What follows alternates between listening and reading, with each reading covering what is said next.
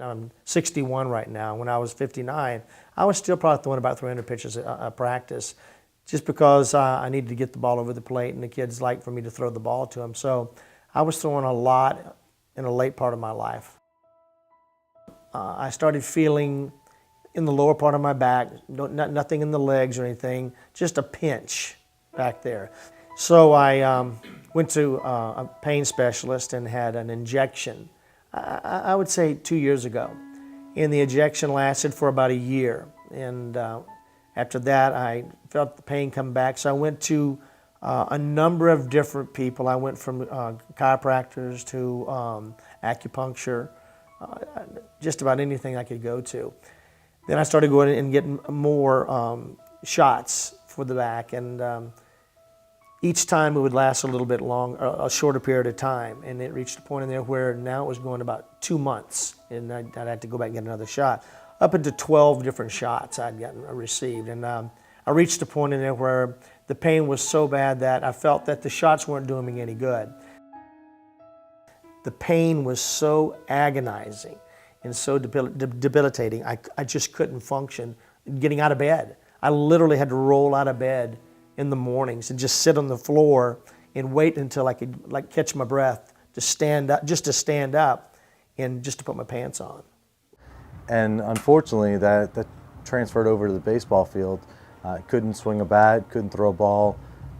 Just trying to coach at a normal basis was a struggle. And it was hurting all of us as a program because we felt this pain and we couldn't do anything to help them out. So that's when I pursued or looked into maybe getting back surgery. Going into the hospital, I thought that I probably would never coach again. I felt that the pain was so bad, and what was going on in my body could not be reversed. I felt that I had done too much damage, and that I was going to go into the hospital and I was going to come out and I would be probably half the person I was. Maybe better than what I was when I went in, but I would never ever be able to do the things that I needed to do to have a complete life in my later years. And I felt I would not have that. Even though Dr. Shamieh had convinced me that things were going to be fine, but he was always honest. That was the one thing we liked about him. He was honest. He told me, he says, Coach Mauldin, I can't promise you that your back's going to be fine. I said, I'll just tell you that. That made me feel good. He wasn't lying to me. He was telling me the truth. But in the back of my mind, I felt that, and I told my wife, I'm going to come out of here probably, and I may just limp through the rest of my life. When I got out of the bed, there's no doubt I knew I'd been in surgery. There's absolutely no doubt about that. But when my wife pulled the car up to the hospital and I got up, I stood up and walked, literally walked to the car. I had no pain whatsoever in my back, and climbed out in the car and headed home.